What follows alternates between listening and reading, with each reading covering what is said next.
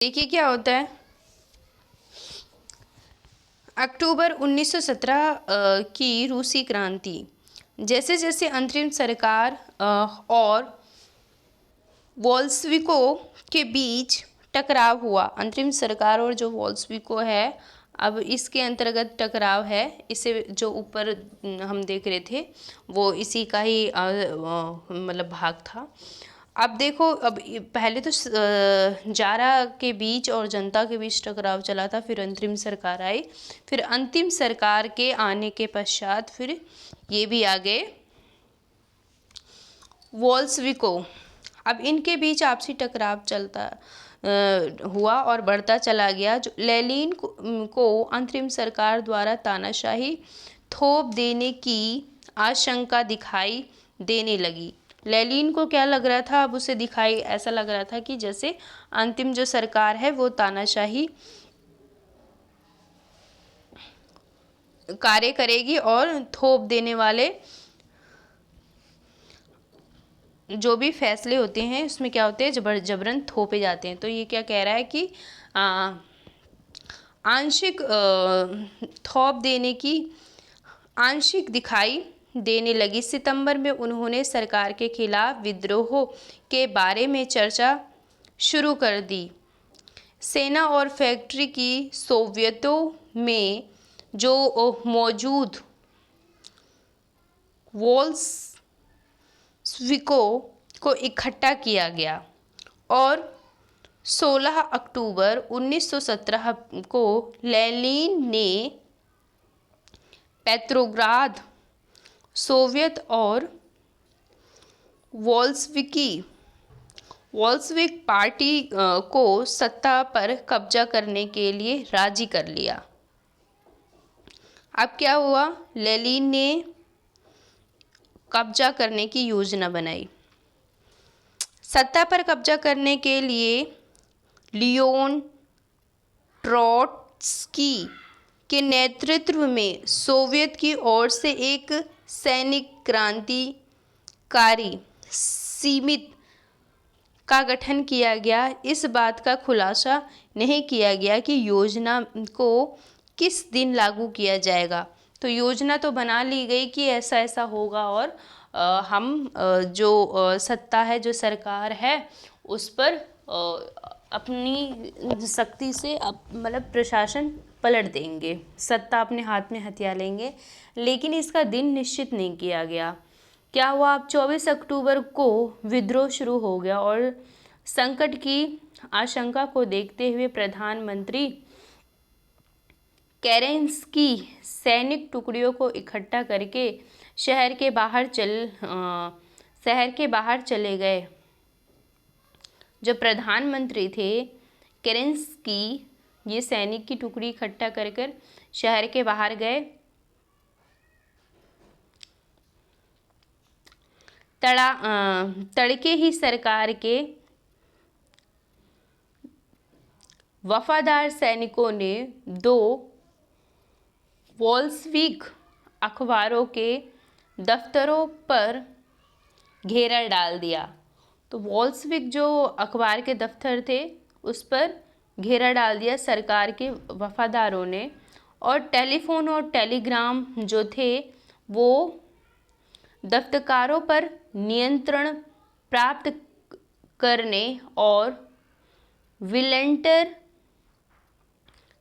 Palace की रक्षा करने के लिए जो सरकार समर्थक सैनिकों को रवाना कर दिया गया। पलक झपकते क्रांतिकारी समिति ने भी अपने समर्थकों को आदेश देने के लिए आदेश दिया कि सरकारी कार्यकारियों पर कब्जा कर लिया और मंत्रियों को गिरफ्तार कर ले। उसी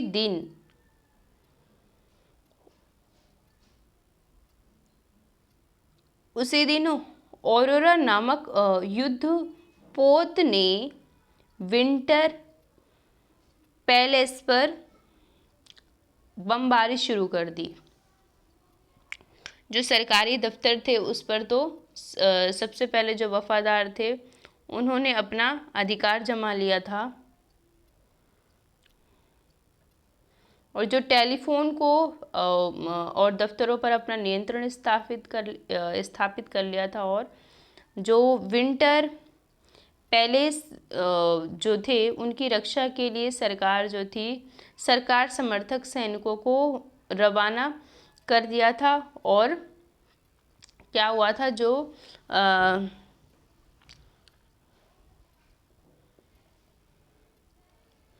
पलक झपकते क्रांतिकारी जो समितियां थी उन्होंने क्या हुआ, अपने समर्थकों को आदेश दिया कि जाओ कार्यालय पर कब्जा कर लो, और साथ ही साथ मंत्रियों को गिरफ्तार कर लिया गया। उसी दिन औरोरा नामक जो युद्ध तोप ने विंटर पैलेस पर बमबारी शुरू कर दी, और अन्य युद्ध तोपों ने नेवा के रास्ते से आगे बढ़ते हुए विभिन्न सैनिक ठिकानों को अपना नियंत्रण में ले लिया। शाम ढलते ढलते पूरा देश क्रांतिकारी समिति के नियंत्रण में आ चुका था, और मंत्री ने आत्मसमर्पण कर दिया। पेट्रोग्राद में अखिल रूसी सोवियत कांग्रेस की बैठक हुई।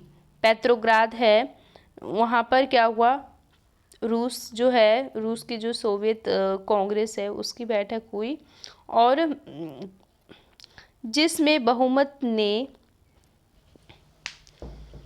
वोल्स्वाकी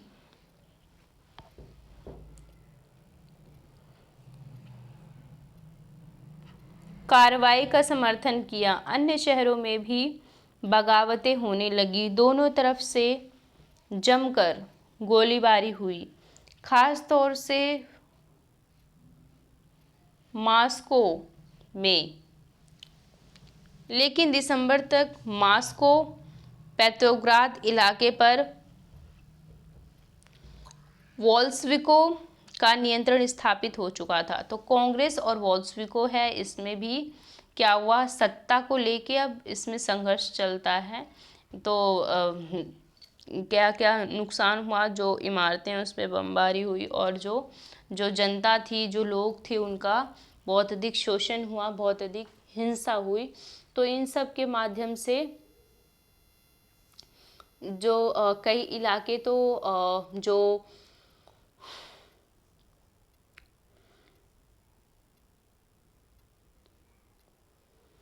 कई इलाके वोल्स्विको के पास ही रहे, कई इलाके जो थे वे जो कांग्रेस थे, इसके अलावा जो अन्य राजनीतिक पार्टियां थी, ये सब उभर कर सामने आ रही थी। इन सब ने आपसी सत्ता को लेकर, नियंत्रण को लेकर विरोधाभास हुए एक दूसरे के। वोल्स्विक निजी संपत्ति की व्यवस्था को पूरी तरह खिलाफ थे। अब इसमें एक से एक तुम्हें वो पढ़ने को मिलेंगे, एक से एक राजनीतिक दल मिलेंगे, उनका अलग ही विचार था।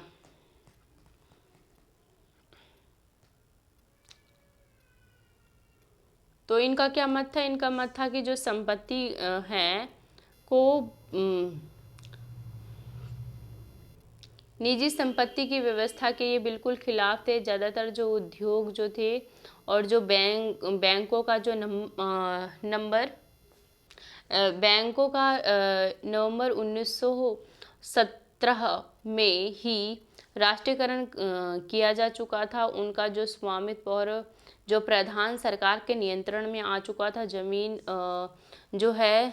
को सामाजिक संपत्ति घोषित कर दिया गया। किसानों को सामंतों की जमीनों पर कब्जा करने की छूट दे दी गई। तो इन्होंने निजीकरण संपत्ति का विरोध किया था, और राष्ट्रीयकरण बैंक का पहले ही हो चुका था 1917 में, और साथ ही साथ इन्होंने छूट दे दी किसानों को कि जाओ, जो सामंत की ज़मीन है उस पर आके कब्जा कर लो, और उसको कृषि के लिए उन्हें दे दिया गया।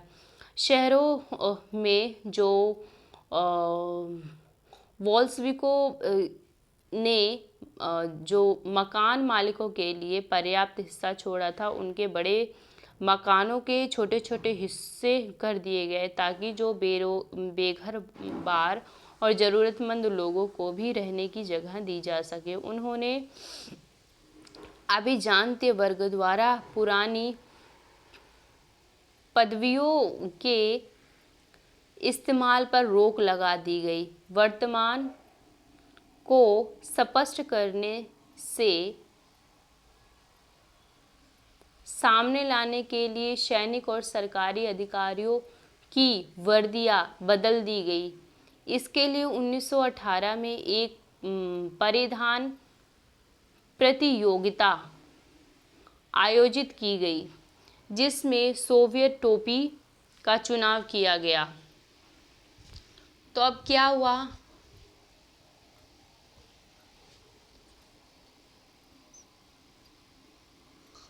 इतनी सारी परिवर्तन के बाद जब वॉल्शविको आया है तो इसने क्या किया, इसने किया ये कि जो सामंत थे उसकी तो पहली उनको ज़मीन दे दी गई और जो बड़े बड़े घराने थे जिनमें कई सारे कमरे थे तो उसको छोटे छोटे कमरों में हिस्सों में विभाजित कर दिया गया ताकि जो ज़रूरतमंद लोग हैं, जो बेघर लोग हैं, उसमें रह सके।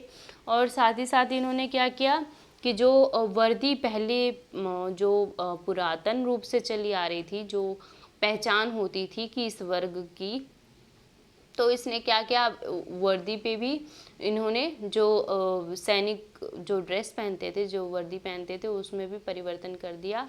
और उसके लिए इन्होंने एक प्रतियोगिता आयोजित करी थी 1918 में। और जो इन्होंने वर्दी चुनी उसमें सोवियत टोपी उनका चुनाव किया था। उसमें इन्होंने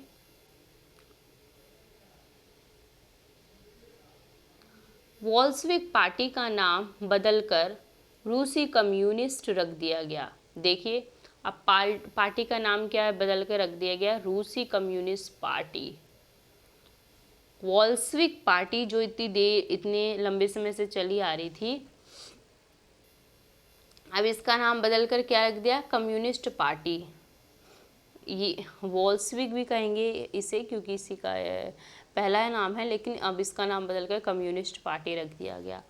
नवंबर 1917 में वॉल्शविक ने संविधान सभा के लिए चुनाव कराए, लेकिन इन चुनावों में उन्हें बहुमत नहीं मिल पाया। जनवरी 1918 में असेंबली ने वॉल्शविकों के प्रस्तावों को खारिज कर दिया और लेनिन ने असेंबली बर्खास्त कर दी। उनका मत था कि अनिश्चित परिस्थितियों में चुनी गई असेंबली के मुकाबले आखिर रूसी सोवियत कांग्रेस कहीं ज़्यादा लोकतांत्रिक संस्था है। तो अब क्या हुआ, अब सत्ता में कम्युनिस्ट पार्टी आ गई, वॉल्शविक पार्टी आ गई। इसने भी क्या किया, 1918 में असेंबली ने क्या किया, वॉल्शविक के प्रस्तावों को खारिज कर दिया। इससे क्या हुआ, जो लेनिन थे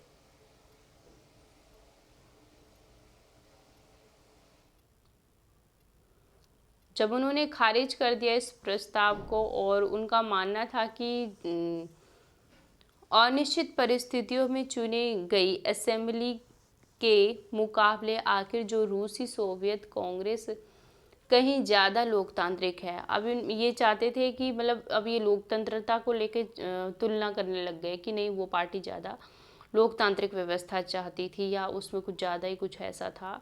तो इसमें अब ऐसी तुलना की जाने लगी और मार्च 1918 के अन्य राजनीतिक जो सहयोगियों की असहमति के बावजूद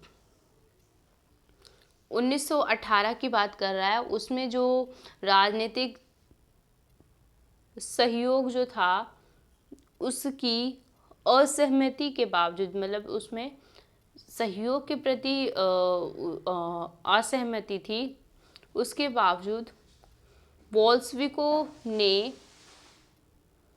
वेस्ट लिटोवेस्क में जर्मनी से संधि कर ली। अब क्या है, इन्होंने जर्मनी से संधि कर ली। आने वाले सालों में बोल्शेविकों पार्टी आखिर रूसी सोवियत कांग्रेस के लिए होने वाले चुनावों में हिस्सा लेने वाली एकमात्र पार्टी रह गई। जो कांग्रेस थी,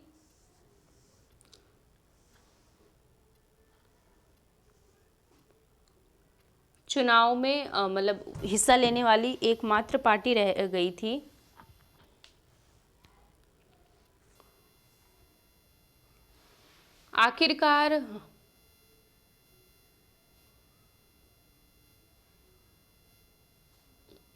आखिरकार रूसी सोवियत क्रांति को अब देश की संसद का दर्जा दिया गया था और जो रूस एक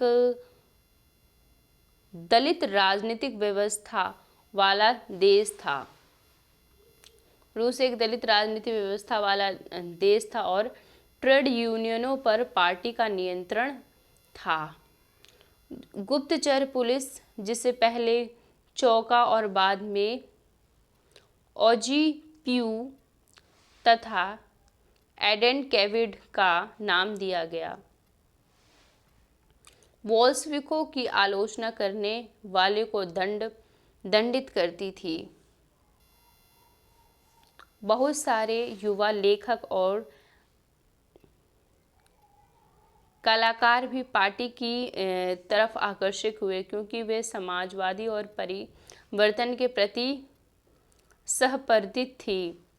17 अक्टूबर 1917 के बाद ऐसे कलाकारों और लेखकों ने कला और शिल्प वस्तु के क्षेत्र में नए प्रयोग किए। लेनिन पार्टी द्वारा थोपी गई सेंसरशिप के कारण बहुत सारे लोगों का पार्टी से मोह भंग हो गया।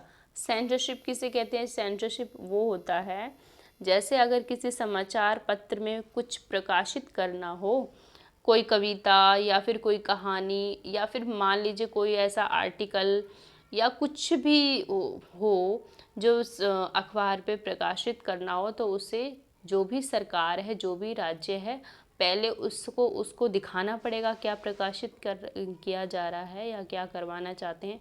फिर जब वो उसे मान्यता देगा कि हाँ आप ये प्रकाशित कर सकते हो या ये आप प्रकाशित नहीं कर सकते, मतलब उसका एक तरीके से अधिकार हो जाएगा। तो जो भी वो नियंत्रण लेगा, सरकार होगी जो भी नियंत्रण लेगी कि हाँ आप प्रकाशित कर सकते हो इसे, तो वो करवा देगी और अगर नहीं करवाएगी तो मना कर देंगी।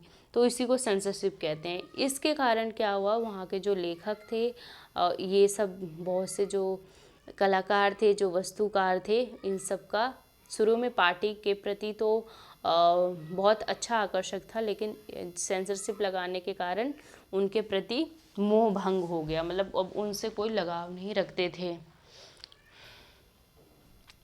गृह युद्ध, आप देखना अब क्या होता है। गृह युद्ध किसे कहते हैं? जो अपने ही देश में युद्ध चल रहा हो, मतलब किसी असंतोष के कारण, या फिर ऐसा नहीं होता जैसे कोई एक मान लीजिए सरकार हो गई या एक सत्ता हो गई या एक प्रशासन जो संभालने वाला हो गया और एक प्रजा हो गई या जनता हो गई या आम साधारण व्यक्ति हो गए।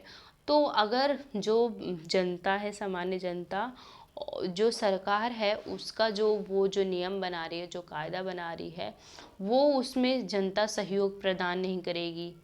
गृह युद्ध कुछ ऐसा होता है कि मतलब एक पक्ष उससे असंतुष्ट रहता है। और गृह युद्ध, गृह अर्थात घर, मतलब ये एक देश, एक राज्य के स्तर के रूप में बात की जा रही है, एक देश के रूप में बात की जा रही है। तो घर में ही चलने वाला युद्ध, मान लीजिए एक देश में घर पे ही युद्ध चलता है, मतलब अपने ही देशों की बात, जिसकी देश की भी बात हो रही है, उसी के देश और उसी की प्रजा ही जानती है कि उसके अंदर क्या किस कारण गृह युद्ध आरंभ हुआ है। तो ये उसी को कहते हैं गृह युद्ध। देखिए, जब वोल्शेविकों ने जमीन के पुनर्निर्माण का आदेश दिया, तो जो रूसी सेना टूटने लगी। ज़्यादातर सिपाही जो थे वे किसान थे। वे भूमि पुनर्निर्माण के लिए घर लौटना चाहते थे, लेकिन सेना छोड़कर जाने लगे इसीलिए सेना छोड़कर जाने लग गए। गैर वॉल्सविक समाजवादियों, उदारवादियों और राजशाही के समर्थकों ने वॉल्सविक विद्रोह की निंदा की और उसका जो नेता दक्षिणी रूसी में इकट्ठा होकर वॉल्सविकों रेड्स में लड़ने के लिए टुकड़ियां संगठित करने लगे। वॉल्सविकों से लड़ने के लिए जो टुकड़ियां हैं वे इकट्ठित करने लगे। कौन? जो वॉल्सविक विद्रोह के निंदक थे वे।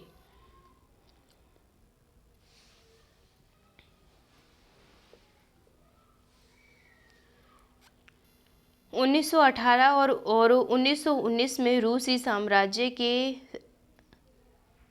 ज़्यादातर हिस्सों पर क्या हुआ? सामाजिक क्रांतिकारी ग्रीन्स और राज्य समर्थकों व्हाइट्स का ही नियंत्रण रहा। उन्हें फ्रांसीसी, अमेरिकी, ब्रिटिश और जापानी टुकड़ों का भी समर्थन मिल रहा था। ये सभी शक्तियां रूस में समाजवाद को फलते फूलते नहीं देखना चाहती थी। इन टुकड़ियों और बोल्शेविकों के बीच गृहयुद्ध चलने के दौरान लूट मार, डकैती और भूखमरी जैसी समस्या बड़े पैमाने पर फैलने लगी। तो क्या हुआ, कुछ लोग जो समाजवादी जो व्यवस्था इतनी अच्छी फल फूल रही थी रूस में, तो वो जो इससे असहमत थे, जो फलता फूलता नहीं देखना चाहते थे, वो इसके विरोध में शामिल हो गए थे। और जैसा कि जो फ्रांस है, इसके अलावा जो अमेरिका है और इसके अलावा जो ब्रिटेन है, ये सब नहीं चाहते थे कि जो रूस है उसमें समाजवादी पार्टी फले फूले और विकसित हो। इस कारण क्या हुआ, उसमें मतलब बहुत सारे लोगों ने उसके विरोध में समर्थन किया था और वहाँ पर भिन्न प्रकार की समस्याएं उभर कर सामने आने लग गए, जैसे कि भूखमरी जैसी समस्या हो गई, वहाँ पे डकैतियाँ होने लग गई, लूट मार होने लग गए। ये सब समस्याएं बड़े पैमाने पर उभर कर आने लग गई। व्हाइट्स में जो निजी संपत्ति के हिमायती थे, उन्होंने ज़मीन पर कब्जा करने वाले किसानों के खिलाफ काफ़ी सख्त रवैया अपनाया। देखिए, जो संपत्ति को बोल रहे थे बांट दिया जाना चाहिए, अब क्या है कि अब जो वही व्हाइट्स में जो व्यक्ति थे, उन्होंने ही जो किसानों ने जब कब्जा कर लिया था जो भूमि थी, तो उनके प्रति उन्होंने सख्त रवैया अपनाया और उनकी इन हरकतों के कारण गैर वॉल्शेविकों के प्रति जन समर्थक और भी तेज़ी से घटने लगे। और जब ये सब प्रतिक्रियाएं हो रही थी, तो क्या हुआ, जो वॉल्शेविकों पार्टी इतनी अच्छी खासी चल रही थी, तो उसके जो समर्थक थे वो बहुत अधिक निराश हुए थे इसके कारण। जनवरी 1920 तक भूतपूर्व रूसी साम्राज्य के ज़्यादातर हिस्सों पर वॉल्शेविकों का नियंत्रण कायम हो चुका था। 1920 के पहले की बात कर रहा है, वो कह रहा है कि जो साम्राज्य के ज़्यादातर हिस्से में वॉल्शेविकों का नियंत्रण स्थापित हुआ था और उन्होंने गैर रूसी राष्ट्रवादियों और मुस्लिम जिद्दियों की मदद से यह कामयाबी मिली थी, जहां रूसी उपनिवेशवादी ही वॉल्शेविक विचारधारा के अनुयायी बन गए थे। वहाँ यह मदद कम नहीं आ सकती, वहाँ ये मदद काम नहीं आ सकती। और मध्य एशिया में स्थित खीवा में वॉल्शविक उपनिवेश ने समाजवादियों की रक्षा के नाम पर स्थानीय राष्ट्रवादियों को बड़े पैमाने पर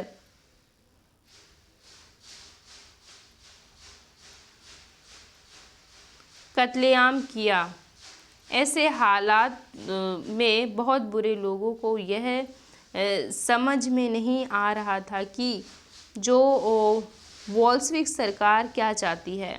तो शुरू में वॉल्शविक सरकार को सफलताएं तो मिली, लेकिन उसमें आगे चलकर बहुत सी कमियां देखी गई। कहीं वो अपनी मतलब जो शक्ति है वो सकारात्मक रूप में तो प्रयोग कर रही है, तो कहीं पे नकारात्मक रूप में प्रयोग कर रही है, कहीं कत्लेआम चल रहा है। तो इस कारण जो जनता थी वो चाहती थी कि आखिर वॉल्शविक जो है वो चाहता क्या है।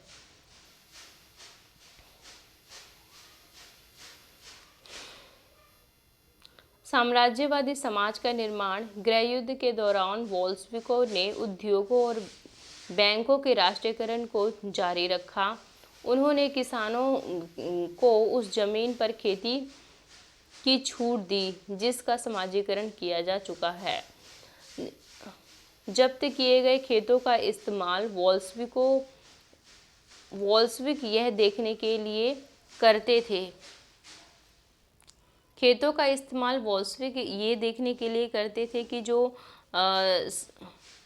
सामूहिकता क्या होती है।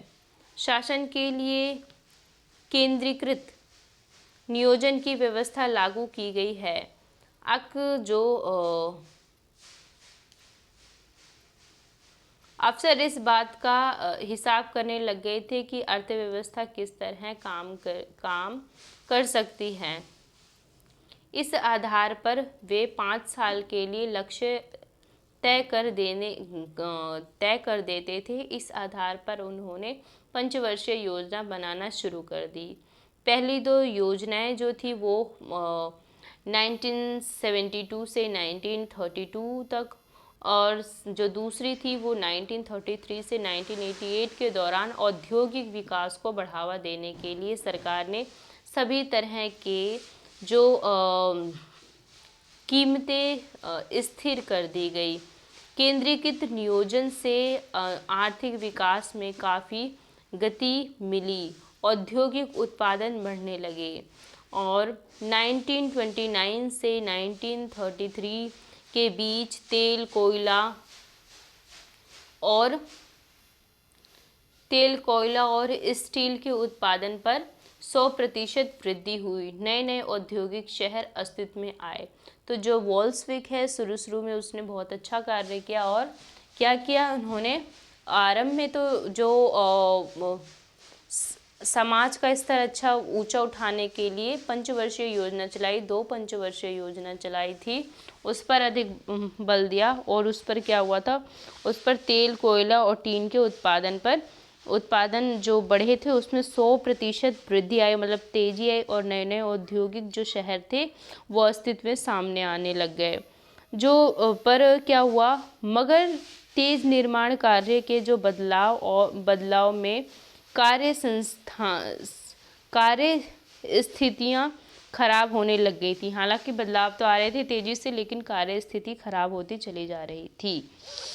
मैग्नीस टोगोमर्स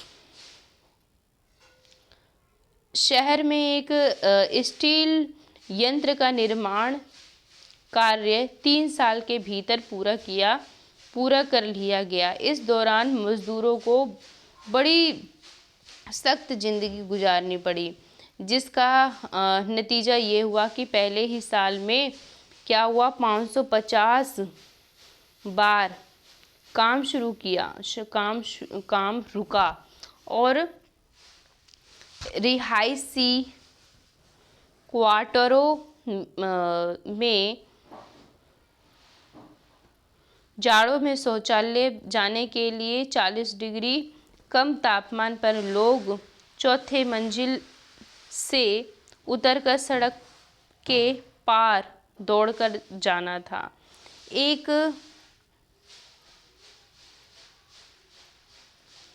एक विस्तारित जो शिक्षा व्यवस्था विकसित की गई, और जो फैक्ट्री कामगारों एवं किसानों को विश्वविद्यालय में दाखिला दिलाने के लिए खास इंतजाम किया गया।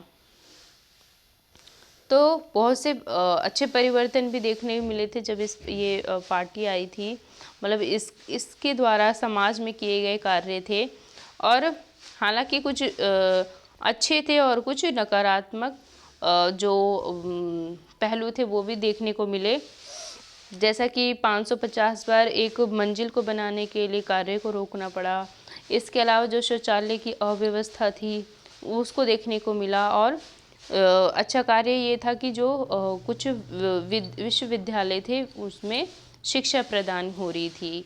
एक जो विस्तारित शिक्षा व्यवस्था विकसित हो गई थी, और फैक्ट्री कामगारों एवं किसानों को विश्वविद्यालय में दाखिला दिलाने के लिए खास इंतजाम किए गए।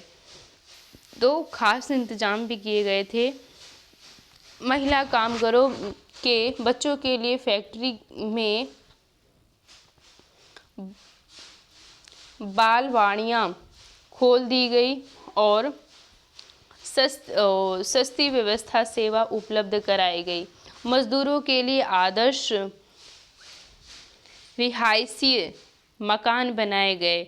लेकिन इन सारी कोशिशों के जो नतीजे सभी जगह एक जैसे नहीं रहे, क्योंकि सरकारी संसाधन सीमित थे। तो इतने सारे बदलाव किए गए थे, लेकिन ये भी क्या हुआ था, जो सरकारी संसाधन सीमित हुए थे, जिस कारण जो इतने सारे बदलाव हुए थे, हालांकि वो एक साथ नहीं हुए थे, एक स्तर पे नहीं हुए थे हर जगह। ये देखिए, स्थलीनवाद, सामूहिकीकरण, नियोजन, अर्थव्यवस्था का जो शुरुआती दौर खेती के सामूहिकरण में पैदा हुई तबाही से जुड़ा हुआ है। अब क्या हुआ कि ये जो अर्थव्यवस्था की जो इसके अंदर जो इस पर व्यक्ति की दृष्टि गई, तो किस कारण से गई? वो कारण ये था कि जो खेतों के अंदर जो सामूहिक पैदावार हो रहा था, वो जो उसकी तबाही अर्थात उसकी खत्मता या नष्टता की वजह से गई। और 1927 से 1928 के आसपास रूस के शहरों में अनाज का काफ़ी संकट पैदा हो गया। तो क्या हुआ, काफ़ी संकट देखने को मिला 1927 से 28 के आसपास। और क्या हुआ, सरकार ने अनाज की जो कमी तय कर दी थी, और उन्होंने उससे ज़्यादा कीमत पर जो कोई अनाज नहीं बेच सकता था। एक क्या होता है सामाजिक व्यवस्था में, ये होता है एक सरकार द्वारा एक रकम निश्चित कर दी जाती है, उसको उसी दाम पर बेचना होता है। तो वहाँ पे भी यही था कि एक जो रकम तय कर दी गई थी वो ज़्यादा नहीं थी, वो सस्ती ही थी, और जो किसान था उसको उसी दाम पर बेचना पड़ता था। लेकिन किसान उस कीमत पर सरकार को अनाज बेचने के लिए तैयार नहीं था, क्योंकि उससे बहुत कम रकम मिल रही थी। इस कारण जो किसान था वो सरकार को उस रकम पर बेचने को तैयार नहीं था। लेकिन लेनिन के बाद पार्टी की जो कमान संभल रहे स्टालिन ने स्थिति को निपटाने के लिए बड़े कदम उठाए। जो स्टालिन हैं, इस समस्या से निपटने के लिए बड़े बड़े कदम उठाए। उन्हें लगता था कि अमीर किसान और व्यापारी जो कीमत बढ़ने की उम्मीद में अनाज नहीं बेचना चाहते, उनको ऐसा लगता था कि वे चाहते थे कि कीमत और बढ़ाएं, इसीलिए और बढ़ाया जाएगा, उन्हें ऐसा लगता है, इसीलिए वे शायद अनाज नहीं बेच रहे। स्थिति पर काबू पाने के लिए स्टेट बाजी और अंकुश लगाना और व्यापारियों के पास जमा अनाज को जब्त करना जरूरी था। 1928 में पार्टी के सदस्यों ने अनाज उत्पादन इलाकों का दौरा किया। उन्होंने किसानों से जबरन अनाज खरीदना और कुलकों के ठिकानों पर छापा मारने। क्या हुआ, अब 1928 में सरकार को अनाज की आवश्यकता थी लेकिन जनता बेचने को तैयार नहीं थी, तो उन्होंने इस समस्या का समाधान निपटाने के लिए क्या किया कि जो किसान है, किसान से घर घर जाकर सर्वेक्षण हुआ और वहाँ पर मतलब किसानों से जबरन जो अनाज है वो खरीदा जाने लग गया। और जो कुलको है, कुलको अर्थात जहाँ पर बहुत अधिक इकट्ठा एकदम विशाल रूप में धन रखा जाता है, जैसे स्टोर रूम होता है वहाँ, उसकी बात कर रहा है। उस पे वो जो ठिकाना था उसका वहाँ पे छापा मारा और क्या किया, रूस में संपन्न किसानों को कुहलक कहा जाता है। जब इसके बाद भी वे अनाज की जो कमी बनी रही तो खेतों के सामूहिकरण का फैसला किया गया। इस फैसले के पक्ष में एक तर्क दिया गया कि अनाज की कमी के लिए अनाज की कमी इसीलिए है क्योंकि खेत बहुत छोटे हैं। 1917 है उसके बाद जमीन किसानों को सौंप दी गई थी। फलस्वरूप ज़्यादातर किसानों के पास छोटे खेत थे जिसका आधुनिकीकरण नहीं किया जा सकता था, और आधुनिक खेत विकसित करने और उन पर मशीनों की सहायता से औद्योगिक खेती करने के लिए कुलिकों का सफाया करना, किसानों से जमीन छीनना और राज्य नियंत्रण यानी सरकारी नियंत्रण वाले विशालकाय खेत बनाना जरूरी है। तो इन्होंने क्या बहाना बनाया कि बहाना ये बनाया, जो कुलक थे, जो इन धनी जो किसान होते हैं उनको कहा जाता है, कि उनको नष्ट करने के लिए इन्होंने समाजीकरण कर दिया। जो भूमि है और वो खेतीहर भूमि है उनका, उसकी समस्या से बचने के लिए। और सामूहिकरण जब कर दिया गया तो इन्होंने ये स्पष्ट जवाब दिया जनता को कि इससे क्या होगा, जब ज़मीन जो कई लोगों को खेत छोटे मिले हैं तो अगर उसका समाजीकरण कर दिया जाएगा तो किसी एक व्यक्ति का उस भूमि पर कोई अधिकार नहीं रहेगा। उससे जो फसल प्राप्त होगी वो मतलब एक सार्वजनिक रूप से सबकी होगी। तो इस प्रकार इन्होंने ये कार्य किए और इसी के बाद जो स्टालिन का एक सामूहिकरण कार्यक्रम शुरू हुआ 1929 से, पार्टी ने सभी किसानों को सामूहिक खेती में काम करने का आदेश जारी कर दिया। तब सरकार ने क्या किया, 1929 को सामूहिक खेती के लिए बल दिया और एक आदेश जारी कर दिया। ज़्यादातर जो जमीन और साथ जो समाज सामूहिक खेती के स्वामित्व में सौंप दिए गए। सभी किसान सामूहिक खेतों पर काम करते थे और कोलखोज के मुनाफे को सही किसान के बीच बांट दिया जाता था। इस फसलों में गुस्साए किसानों ने सरकार का विरोध किया और वे अपने जानवरों को खत्म करने लगे।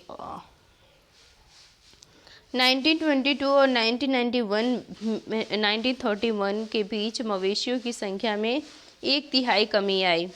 तो जब इतना सब कुछ निजीकरण किया गया था तो जो किसान थे उन्होंने क्या किया, वो जो मवेशी थे गुस्से में उन्होंने मवेशियों को मारना शुरू कर दिया। और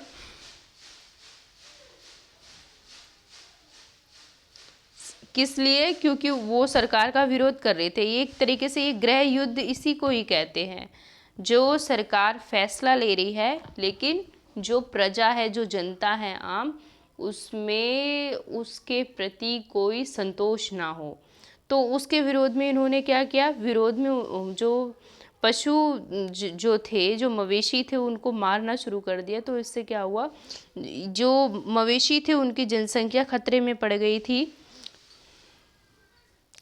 और जो मवेशी की संख्या में 1/3 कमी आ चुकी थी। सामूहिकरण का विरोध करने वाले में को खास सजा दी जाती थी। वो खुलकर विरोध भी नहीं कर सकते थे, लेकिन मन में तो विरोध था, इसीलिए तो वो पशु को इतना हानि पहुंचा रहे थे। बहुत सारे लोगों को जो निर्वासन या देश निकाला दे दिया गया था। इसी कारण जो इसका विरोध करेगा, उसी के वजह से बहुत सारे लोगों को देश निकाला दे दिया गया था। सामूहिकरण का विरोध करने वाले किसानों का कहना था कि वे न तो अमीर हैं और न ही समाजवादी के विरोधी हैं। कौन कहता है ये? जो समाजीकरण का जो विरोध करने वाले थे वो किसान कहते थे कि वे ना तो अमीर हैं और ना ही समाजवादी का विरोध करते हैं। वे बस भिन्न कारणों से सामूहिक खेती पर काम नहीं करना चाहते थे। स्टालिन सरकार ने सीमित स्तर पर स्वतंत्र किसानों की व्यवस्था भी जारी रहने दी और साथ ही साथ, लेकिन ऐसे जो किसानों को कोई खास मदद नहीं मिलती थी। ऐसे जो किसान थे उनको कोई खास मदद नहीं मिलती थी। सामूहिकरण के बावजूद उत्पादन में नाटकीय वृद्धि नहीं हुई। सामूहिकरण के बाद भी उसमें कृषि में वृद्धि नहीं हुई। कहने का मतलब कैसे वृद्धि होगी? जब जनता में ही असंतोष होगा तो क्या हुआ? अब बल्कि 1930 और 1933 के खराब फसल के बाद तो सोवियत का इतिहास बड़ा अकाल पड़ा। और अब क्या हुआ? जिसमें 40 लाख से ज़्यादा लोग मारे गए। अब इन्होंने क्या कर दिया? समाजीकरण कर दिया खेत का। लेकिन क्या हुआ? जो किसान था वो असंतुष्ट था। अब असंतुष्ट होने के कारण उन्होंने कई व्यक्तिगत कदम भी उठाए थे। लेकिन क्या हुआ? वो सरकार सोचती थी इसके कारण क्या होगा कि जो खाद्य पदार्थ होगा उसमें अधिक वृद्धि होगी और क्या होगा, जो खेती है वो अधिक अच्छी होगी। लेकिन ऐसा कुछ नहीं हुआ उसका विपरीत हो गया। 1930 और 1933 की बात कर रहा है। 3 साल के अंतर्गत जो फसल है वो सारी खराब हो गई, जिसके कारण क्या हुआ? भूखमरी फैल गई और 40 लाख से भी ज़्यादा लोग इस भूखमरी के कारण मारे गए। पार्टी में भी बहुत सारे लोग जो हैं वो नियोजित अर्थव्यवस्था के अंतर्गत औद्योगिक उत्पादन में पैदा हो रहे भ्रम और सामूहिकरण के परिणामों की आलोचना करने लगे। अब क्या हुआ? पार्टी जो है उसकी आलोचना की जाने लग गई। जैसे सामूहिकरण का जो परिणाम देखने को मिला था, जैसे कि भूखमरी हो गई और फसल खराब हो गई, इसके अलावा उत्पादन भी उचित रूप से नहीं हुआ, तो उसकी आलोचना की जाने लगी। स्टालिन और उसके सहयोगियों ने ऐसे आलोचकों पर समाजवादी के खिलाफ साजिश रचने का आरोप लगाया। तो जो भी उसकी निंदा करता था तो वो क्या करते थे, उन पे आरोप लगाया जाता था कि वे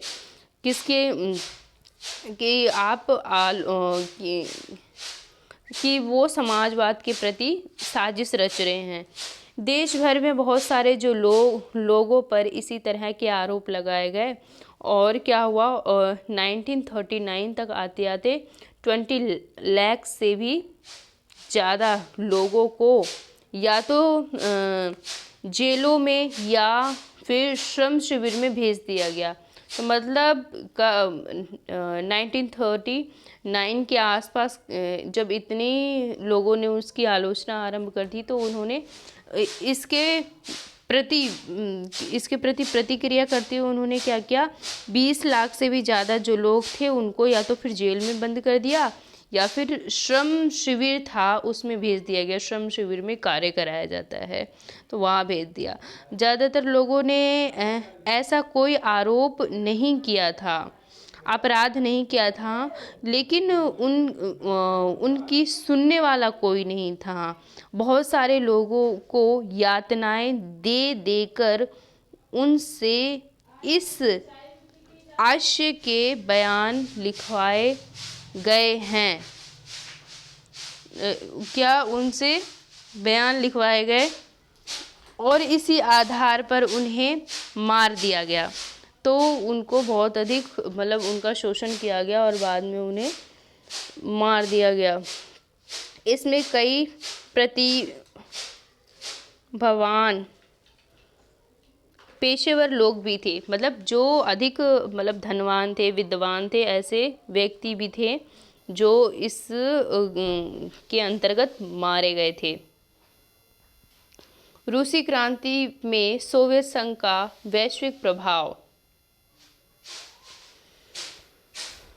वोल्शेविकों ने जिस तरह का के सत्ता पर कब्जा किया था और जिस तरह उन्होंने शासन चलाया उसके बारे में यूरोप की समाजवादी पार्टियां बहुत सहमत नहीं थी, लेकिन मेहनतकशों के राज्य की स्थापना की संभावना ने दुनिया भर के लोगों में एक नई उम्मीद जगा दी थी। बहुत सारे देश के कम्युनिस्ट पार्टी का गठन किया गया, जैसे कि कम्युनिस्ट पार्टी का गठन किया गया। इसी को देखते हुए कई देशों में, जैसे कि इंग्लैंड में हुआ, इसके बाद इंग्लैंड में communist party of great Britain की स्थापना की गई।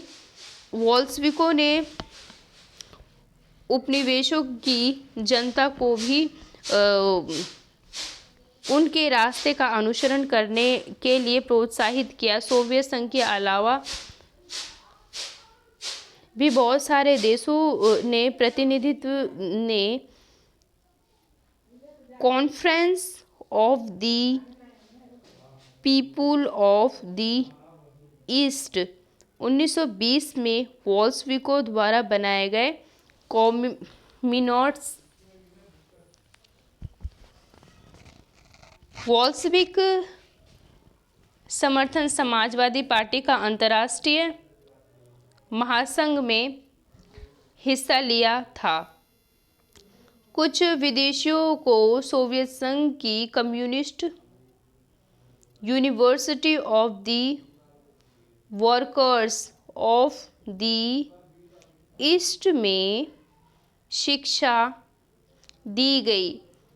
जब दूसरा विश्व युद्ध हुआ तब तक सोवियत संघ के वजह से समाजवाद को एक वैश्विक पहचान और हैसियत मिल चुकी थी, लेकिन 50 के दशक तक देश के भीतर भी लोग यह समझने लगे थे कि सोवियत संघ की शासन शैली रूसी क्रांति के आदर्शों के अनुरूप नहीं है। तो क्या हुआ, जब अब इतना सारा परिवर्तन देखा लोगों ने, अब ये अनुमान लगा लिया कि जो भी रूसी क्रांति है ये सोवियत संघ के शासन की जो शैली के अनुरूप नहीं है, और विश्व में समाजवादी आंदोलन की भी इस बात को मान लिया गया। ये सोवियत संघ में सब कुछ ठीक नहीं था, सब कुछ ठीक नहीं चल रहा था और एक पिछड़ा हुआ देश महाशक्तिशाली बन चुका था। उनके उद्योग और खेती विकसित हो चुके थे और गरीबों को भोजन मिल रहा था, लेकिन वहाँ के जो नागरिक को कई तरह की आवश्यक स्वतंत्रता नहीं दी जा सकती थी और नहीं दी जा रही थी, और विकास परियोजना में दमनकारी नीतियों के बल पर लागू किया गया था। 20वीं सदी के अंतर्गत तक एक समाजवादी देश के रूप में अंतर्राष्ट्रीय सत्ता पर सोवियत संघ की जो प्रतिष्ठा काफ़ी कम रह गई थी, और हालांकि यहाँ के लोग अभी भी समाजवादी के आदर्शों का सम्मान करते हैं, लेकिन सभी देशों में समाजवाद के बारे में विविध प्रकार के व्यापक पुनर्विचार किए गए। तो कहने का मतलब अभी भी जो रूस है वो समाजवादी का सम्मान करता है, लेकिन जो यहाँ रूस में इतनी बड़ी घटना घटी और लोग जो भूखे मरने लगे, इसके अलावा भुखमरी आ गई, अकाल पड़ गया, इसके कारण जो जैसे ब्रिटेन था और इसके अलावा जो वैश्विक स्तर पर जो देश थे इनकी स्थिति को देख रहे थे, उन्होंने समाजवादी व्यवस्था जो है उसकी बहुत अधिक आलोचना करी। और इससे क्या हुआ, आलोचना, इसके साथ चैप्टर समाप्त होता है। तो ये थी हमारी रूस की क्रांति, जिसमें हमने इतने सारे देखा, इतने सारे प्लस पॉइंट देखे, उसके अंदर क्या क्या परिवर्तन आया, क्या क्या। ये देखिए,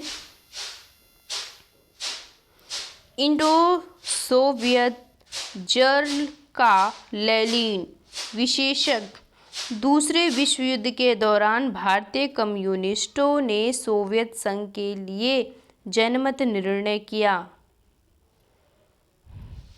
किसने किया? भारत कम्युनिस्टों ने। इसके अंदर जो भी रूस के अंदर घटना घटी, इससे जो विश्व स्तर पर जो अनेक प्रकार के देश थे, जैसे चाहे वो इंग्लैंड हो गया, चाहे जर्मन हो गया, चाहे इटली हो गया, चाहे जर्मनी हो गया, चाहे भारत हो गया, इस घटना के दौरान जो भी देश थे उन्होंने एक नई प्रेरणा, एक नया सीख लिया था। और इस प्रकार जो भी अधिकांशतः देश देखने को मिलते हैं, उसमें जो आर्थिक व्यवस्था कैसी अपनाई जाती है, ये आर्थिक व्यवस्था इसकी ढीली पड़ गई थी, इस वजह से तो इसका जो रूस है ये पतन की ओर चला गया। और फिर क्या इसका बहुत अधिक मतलब आर्थिक व्यवस्था अच्छी नहीं हो पाई, तो सब देशों को एक नई सीख मिली। तो जो भी देश, अक्सर अधिकांश देश में देखा जाए तो या तो वो पूरी तरीके से मतलब समाजवादी, आज की दुनिया में कोई नहीं है, मतलब कोई सा भी देश पूरी रूप से समाजवादी को नहीं अपना रखा है। हालांकि कई देशों ने, बहुत से देश समर्थन करते हैं मिश्रित अर्थव्यवस्था की, जो जहाँ ना पूंजीवादी का जो प्रभाव वो अधिक हो और ना ही जो समाजवादी है ना उनका ही प्रभाव अधिक हो। तो ये दोनों की मिश्रित व्यवस्थाएं अधिकांशतः लोग अपनाते हैं। ये मिश्रित अवस्था किस में चलती है? ये अर्थव्यवस्था में चलती है, मिश्रित अर्थव्यवस्था। हमारे भारत की भी बिल्कुल ऐसी ही है, मिश्रित अर्थव्यवस्था। इसमें पूंजीवाद के भी कुछ अच्छे जो भी बिंदु हैं उन्हें अपनाए गए हैं, इसके अलावा इसके भी अपनाए गए हैं समाजवाद के। तो ये दोनों मिश्रित रूप से चलती है, इसे कहते हैं मिश्रित अर्थव्यवस्था। तो ये चैप्टर यहीं समाप्त होता है, बहुत लंबा चैप्टर था, हालांकि मज़ा आया पढ़ने में, अच्छा था जैसा भी था। ओके, बाय बाय, मिलते हैं अपने अगले चैप्टर में, तब तक bye bye and thank you.